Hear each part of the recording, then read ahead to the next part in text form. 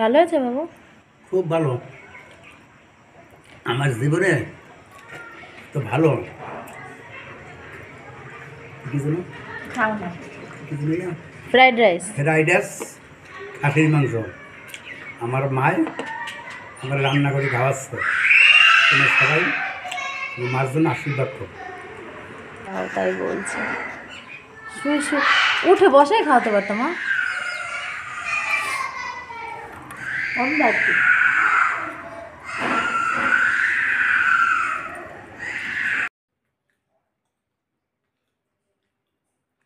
ভালো আছে বাবু? একটু মুখে বলো। ভালো। ভগবান যা করবে মঙ্গলের জন্য করবে।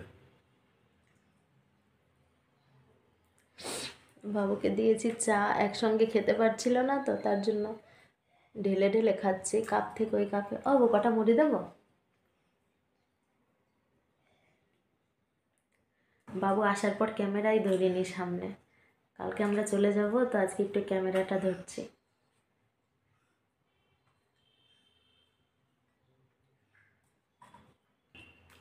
কিছু বলবে বাবু?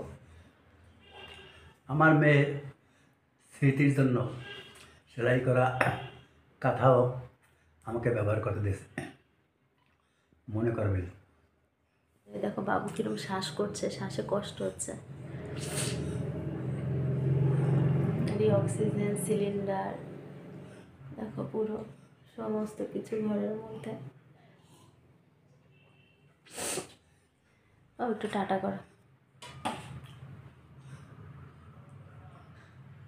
আগে সবাইকে ভালোবাসা, আন্তরিক অভিনন্দন। আমি যেন যদি মরে যাই তোমাদের আশীর্বাদে আমি যেন কৃষ্ণ ভক্ত মায়ের ঘরে জন্মগ্রহণ করে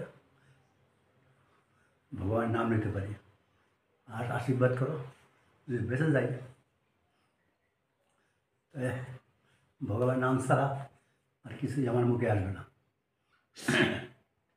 তুমি বেঁচে যাও বাবু, তুমি মরে যাবো কথা কেন বলছো? তোমার কিচ্ছু হবে না।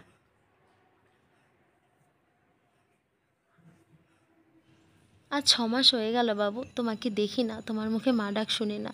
তুমি উপর থেকে আমাদের আশীর্বাদ করো বাবু, তোমার এই মাটাকে আশীর্বাদ করো। আর ঈশ্বর যেন তোমাকে স্বর্গবাসী করে, এটাই প্রার্থনা করি বাবু।